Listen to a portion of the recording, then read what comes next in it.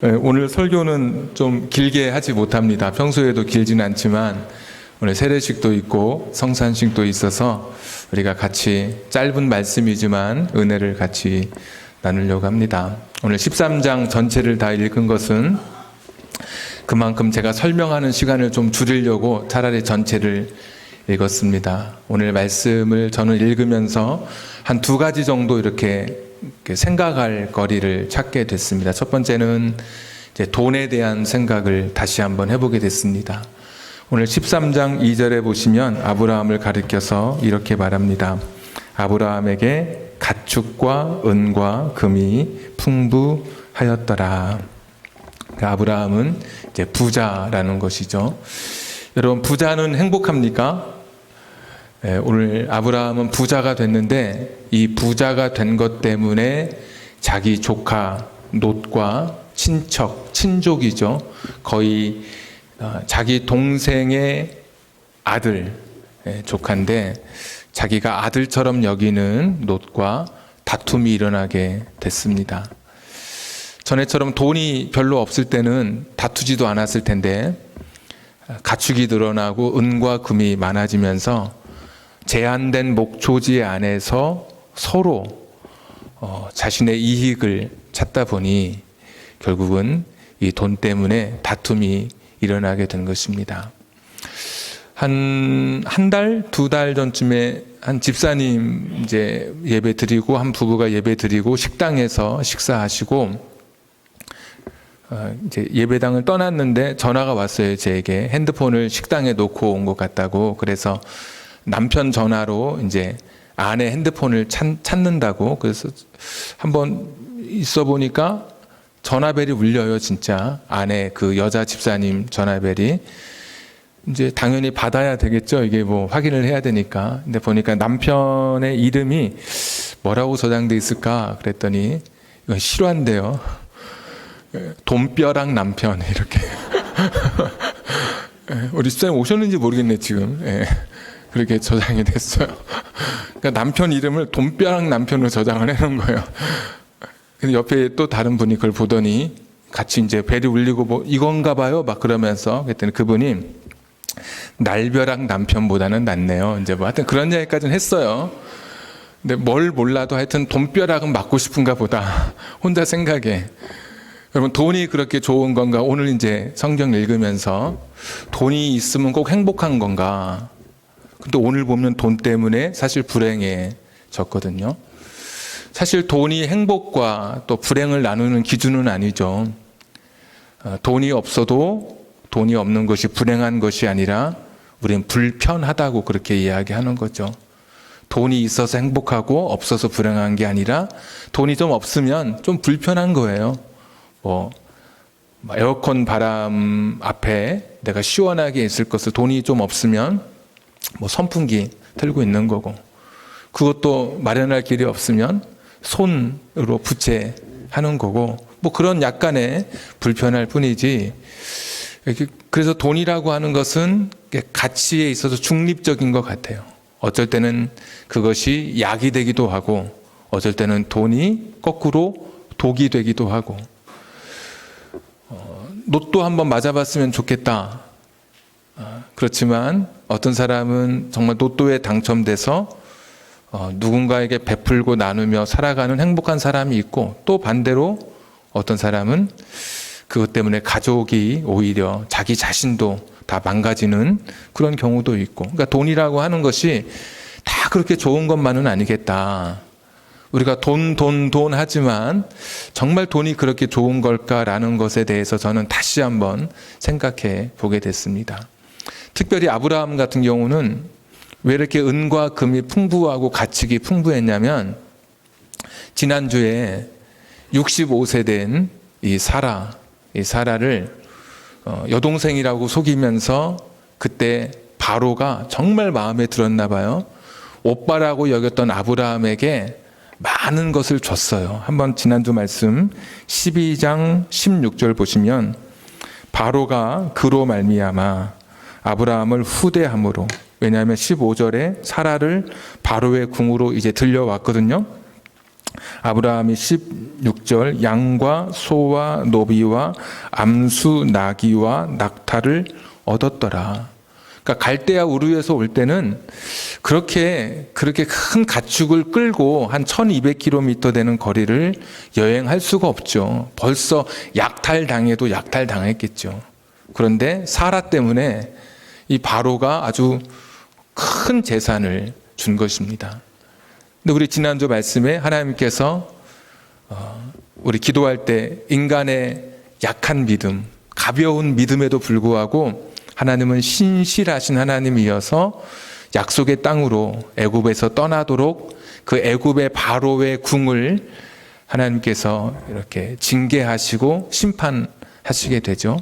그 바로가 어찌하여 3번씩이나 말을 하지 왜 이렇게 나를 이렇게 하느냐 굉장히 억울해 했었죠. 그러면서 12장 20절에 보시면 바로가 사람들에게 그의 일을 명하매 그들이 그와 함께 그의 아내와 그의 모든 소유를 보내었더라. 원래는 막 거짓말했다고 좀 벌도 주고 다 준 것도 다 빼앗을 것 같은데 워낙 하나님의 심판이 크니까 무서워서 다 가지고 가라고. 내가 준 거 우리 하나도 빼놓지 말고 다 가지고 가라. 그래서 여러분 부자가 된 거예요. 그러니까 열심히 일해서 내가 정상적으로 벌은 돈도 그것이 내 인생에 약이 될지 독이 될지 모르는데 오늘 아브라함은 거짓말로 자기가 누군가를 속여서 불의한 방법으로 돈을 가졌어요. 잘 될 리가 없죠, 이게. 그런 불의한 방법으로 얻은 돈으로 자식에게 좋은 것을 사서 먹인다 그래서 그것이 결코 좋은 것이 될 수가 없죠. 불의한 돈으로 무엇인가를 내가 갖춘다 그래서 그의 모습조차 하나님 앞에 아름답게 비춰지지 않겠죠. 오늘 아브라함의 이 부자의 근원은 자기가 거짓말을 해서 얻었던 그런 그 돈, 결국 그것이 사단이 나눈 거예요. 그러니까 돈은 내가 정직하게 벌은 그 돈도 참 그것을 내가 어떻게 사용하느냐에 따라 다른데 심지어 거짓으로 잘못된 방법으로 축적한 이 재산은 결코 우리에게 좋은 것이 될 수 없다. 그래서 오늘 돈에 대한 생각, 첫 번째 생각은 돈은 행복이나 불행을 나누는 것이 아닌 그냥 없으면 약간 불편할 뿐이고 돈이라고 하는 것이 많으면 많을수록 결코 좋은 것이 아니다라는 생각을 여러분이 동의하든 하지 않든 저는 하게 됐습니다. 두 번째, 또 하나 드는 생각은 오늘 이것 때문에 다툼이 일어나요. 아브라함의 가축을 지키는 목자와 롯의 가축을 지키는 목자가 서로 싸우게 됩니다. 그러면 요즘 같으면 힘으로 문제를 해결해야 되겠죠. 이 다툼을. 아니면 법적으로 해결할 수도 있겠죠. 근데 오늘 이 다툼을 해결해 가는 그런 아주 좋은 교훈을 하나 또 얻게 돼요. 아브라함이 이야기해요. 네가 좌하면 내가 우하고 네가 우하면 내가 좌할 것이다. 이때는 아브라함이 살던 시대는 가부장적 사회예요. 그러니까 이 가장이라고 하는 존재의 말이 절대적이고 찬물도 위아래가 있던 시대예요. 철저하게. 아브라함 위로 아무도 없어요. 아브라함의 아버지도 이미 죽었고 롯의 아버지였던 아브라함의 동생도 이미 죽었고 아브라함밖에 없어요. 아브라함이 그 집안의 가장 큰 어른이에요. 어른이 먼저 선택하고 그 나머지는 그 밑에 사람들이 선택하든 말든 그거는 별로 중요하지 않아요. 그런데 아브라함은 이 다툼, 서로 불화하는 이 관계 속에서 먼저 자기 자신을 내려놔요. 먼저 자기가 양보해요. 양보는 힘없는 사람이 하는 게 아니라 힘 있는 사람이 하는 게 여러분 양보예요. 내가 먼저 내려놓는 거예요. 나의 기득권을 내려놓고 나의 욕심을 내려놓고 나의 이기심을 내려놓고 나의 자존심을 먼저 내려놓는 거예요. 가정에서 친구들 간에 직장에서 누군가와 여전히 내가 화해하지 못한 채 약간의 다툼의 긴장 관계를 가지고 있다면 오늘 나는 먼저 그에게 양보하고 화해를 먼저 손을 내밀었는지 한번 자기 자신을 돌아볼 필요가 있어요. 아브라함은 소위 통 큰 양보를 해요. 또 한 가지 여기서 드는 오늘 이 양보에 관해서 드는 이 다툼의 문제를 해결하는 이야기 중에 드는 생각은 좀 과격할 수도 있는데, 목초지가 제한되어 있고 너무 이게 많았거든요. 양들이, 가축이. 그러면 딱 그만큼만 가지고 나머지는 다 나눠줬으면 어땠을까라는 생각도 해봐요. 그러니까 넘쳐나는 것들은 더 가난한 사람에게 나눠주고 딱 필요한 만큼만 가졌으면 안 싸웠을 텐데, 그런 생각도 해보게 됐어요. 그러니까 내가 이기심을 갖고 있는 한, 욕심을 갖고 있는 한 다툼은 우리 곁을 떠나지 않아요. 그러니까 내가 욕심, 나의 이기심을 내려놓으면 상당 부분, 많은 부분 다툼이 그냥 해소될 수도 있겠다라는 생각을 해봐요. 어디서든 내가 나의 것을 주장하는 것을 조금만 내가 그것을 포기하면 그냥 눈 녹듯이 이런 다툼의 문제, 서로 엇갈렸던 이런 문제가 많은 부분 좀 그런 부분이 해소될 수 있겠다. 하여튼 여러분이 동의하든 동의하지 않든, 어떤 분은 이런 설교를 들으면서도 그 돈은 많이 가져야지, 나는 더 이기심, 내 욕심을 채워야지, 그 내가 고생한 게 얼만데 그 내가 이 정도는 해야지 하면서 뭐 돈의 문제, 이런 다툼의 문제를 어떻게 해결하실지 모르겠지만, 그냥 오늘 13장 읽어볼 때 그런 생각거리를 좀 찾게 됩니다. 자, 이런 교훈도 오늘 이 말씀을 통해서 우리가 같이 나눌 수 있고요. 근데 오늘 13장은 몇 장 뒤에 나오는 겁니까? 이것도 굉장히 떨리죠. 말하려고 하니까 혹시 틀리면 어떡하지? 13장 앞에는 이제 용기가 있으셔가지고 12장이 있어요. 오늘 12장의 그 지난주 설교를 우리 기도하실 때 우리 집사님이 기도 속에 잘 이렇게 그 고백하신 것 같아요. 우리 인간은 믿음도 약하고 가벼운데 하나님은 변함없으신, 하나님의 약속을 이루기 위해서 신실하신 하나님이셨어요. 약속의 땅에 왔어요. 하나님께서 약속해 주셨어요.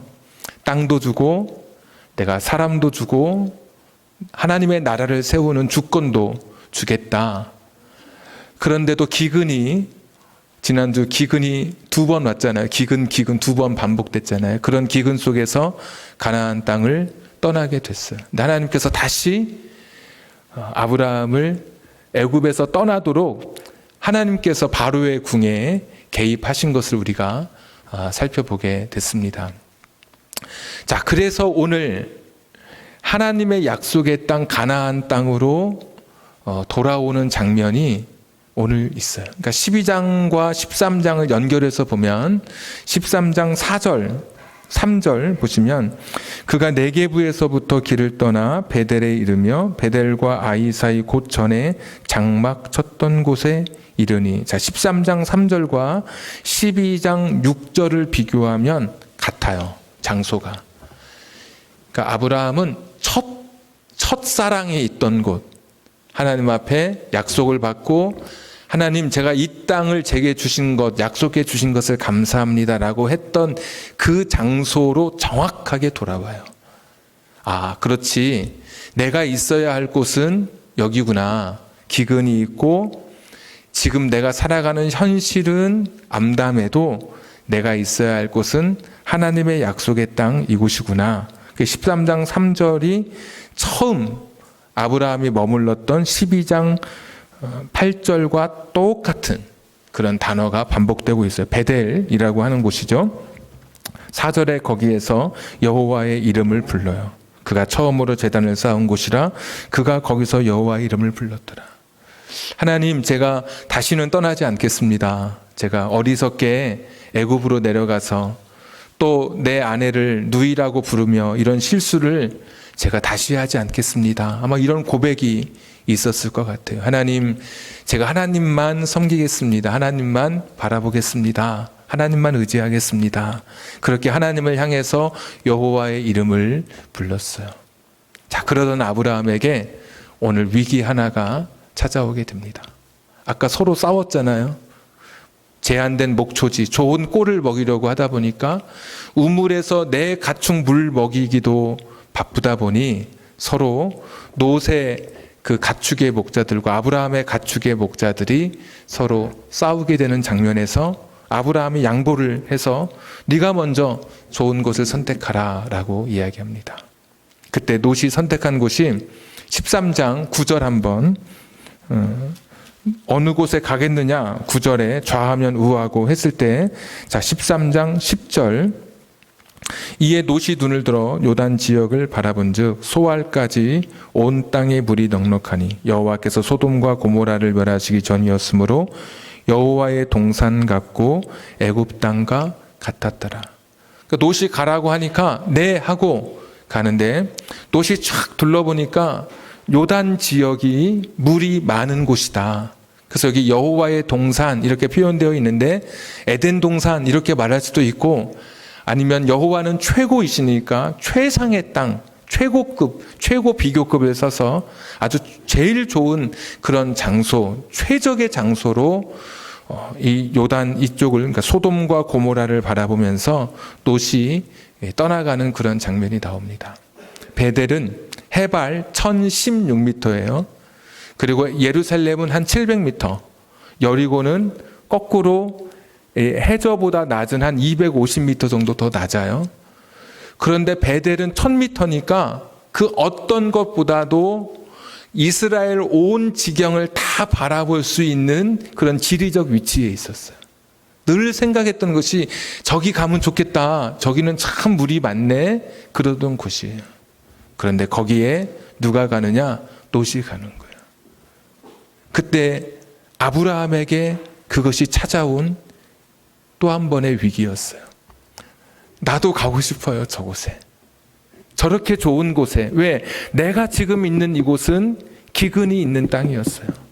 가뭄 때문에 척박하고 현실은 암담한 그런 곳이었어요. 그런데 저기 가면 눈에 보여요. 얼마나 좋은 현실인지. 저기 가면 물이 풍부한 게 베델 1016m 고지에서 보면 저 밑에 요단강이 흐르는 그곳에 소돔과 고모라 땅이 얼마나 비옥한지 보이는 그런 곳이에요. 롯이 떠나가는 거예요. 아브라함에게 위기가 찾아와요. 나도 갈까? 그냥 같이 이사 갈까? 아니 1200km 같이 갈대아 우르에서 하란을 거쳐 이 가나안 땅까지 왔는데 내 피부친데 같이 못 갈 것이 무엇이에요? 전에 같으면 갔겠죠. 애굽에도 내려갔는데. 그런데 12절 보십시오. 아브라함은 어디에 거주합니까? 가나안 땅. 성경이 그것을 기록하고 있는 거예요. 그러니까 아브라함은 가나안 땅, 이 약속의 땅을 떠나지 않아요.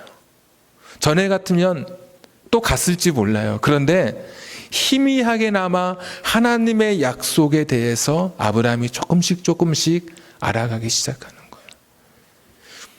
지금 실체도 없는 그 약속 앞에 그 약속 그것을 붙들고 지금 당장 현실은 힘들고 어려웠지만 하나님 신실한 하나님을 믿고 의지하면서 그가 천천히 믿음의 길을 걸어가고 있는 것을 오늘 보여주고 있어요. 그것을 창세기의 저자는 아브라함의 그 위치를 꼭 구글 지도를 찍어서 이렇게 하듯이 그가 섰던 곳, 머물렀던 곳이 어딘지를 우리에게 보여줘요.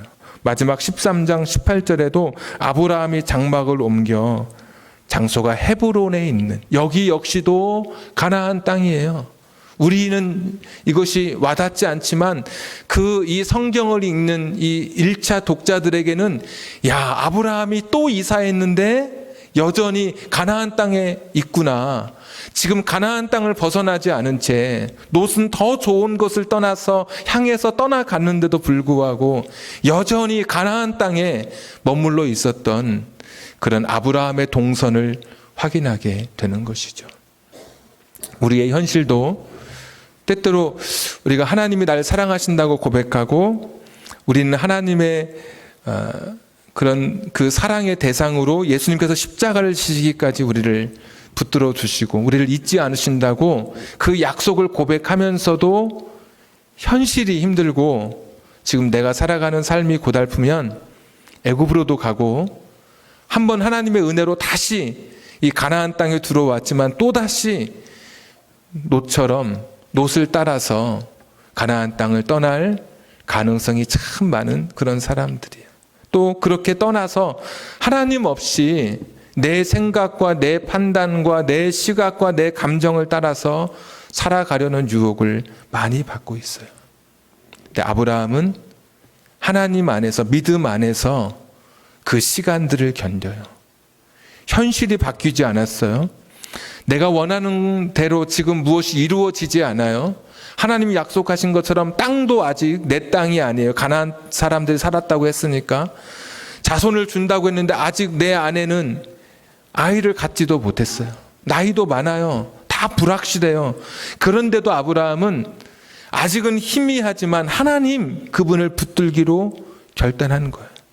그분을 바라보면서 살아가기로 결심한 거예요, 지금. 우리처럼 아브라함도 많은 유혹을 받았지만 그러나 그런 유혹 속에서 하나님을 놓아버리고 하나님을 잊고 세상으로 가버린 것이 아니라 거기에서 다시 하나님 품 안에서 하나님 안에서 어떻게든 인생의 힘든 시간들을 이겨보려고 하나님을 붙드는 거예요. 그 좋은 곳, 그 넉넉한 곳, 물이 넉넉한 곳, 여호와의 동산 같은 최상의 장소였지만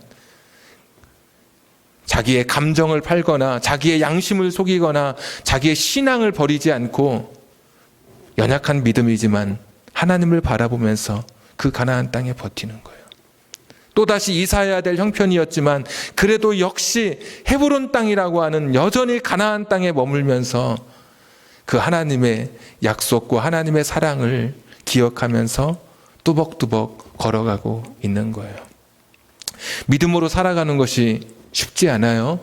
세상은 자꾸 우리에게 믿음으로 살면 바보라고 하고 어떤 세상의 유두리를 가지고 세상적 방법으로 약간의 죄도 짓고 약간의 탈선도 하고 그런 방법으로 살아가는 것이 세상은 그거는 사람을 굉장히 이렇게 똑똑한 사람으로 취급해요.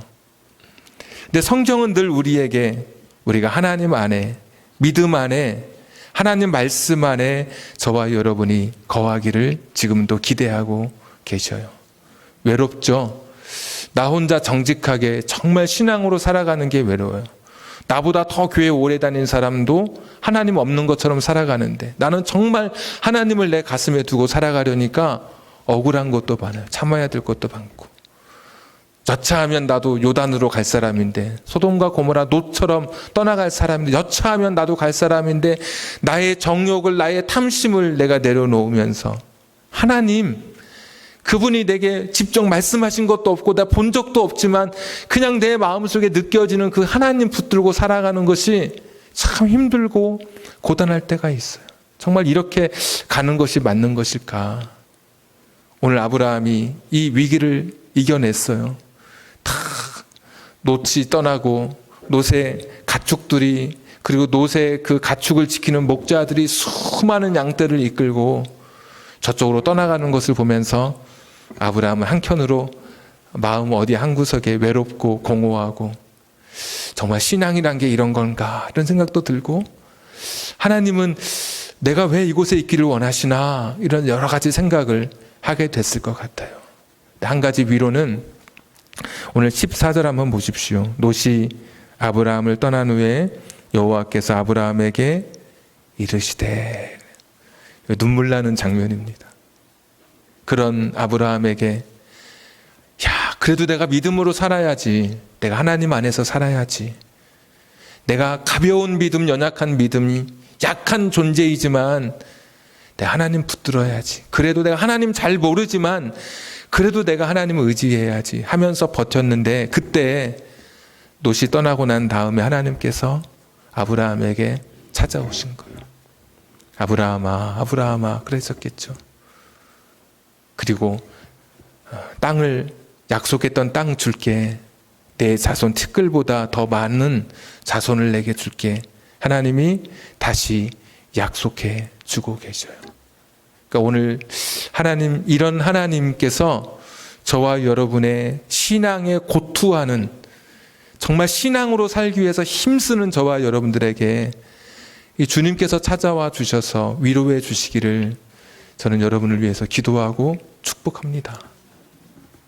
세상으로 나아갈 수 있었지만 그래도 하나님 안에서 희미하지만 하나님의 약속을 붙들고 살아가는 우리들에게 그때 하나님께서 찾아오셔서 위로해 주시고 어루만져 주시고 여기까지 올 수 있도록 하나님이 인도해 주셨잖아요.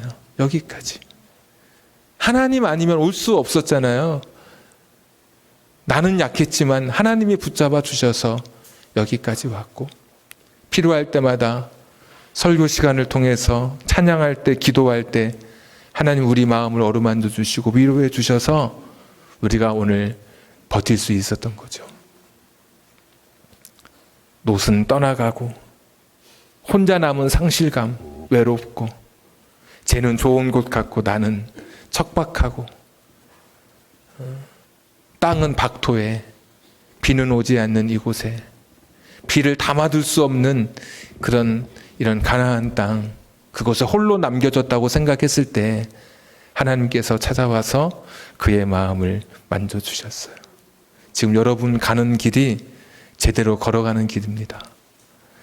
세상의 부, 세상의 욕망, 세상이 원하는 것을 내가 이루려고 하는 삶이 아니라 하나님 안에서 연약하지만 정말 가볍지만 하나님 안에서 살아가려고 하는 저와 여러분의 이 걸음을 하나님께서 지켜보시고 필요할 때는 여러분에게 나타나셔서 꿈으로든 어떤 사람과의 대화를 통해 주시는 위로든 찬양을 통해 느끼는 하나님 주시는 만져주심이든 여러분 가는 길이 제대로 걸어가는 길이라고 오늘도 약속해 주실 거예요. 이런 위로가, 하나님의 위로가 다시 약속의 땅에 섰던, 오늘 말씀의 제목처럼 다시 약속의 땅에 섰던 아브라함에게 주셨던 하나님의 위로가 하나님의 약속을 붙들고 이 고단한 현실을 이겨가는 여러분에게 그 하나님의 위로가, 우리 한번 같이 기도하겠습니다.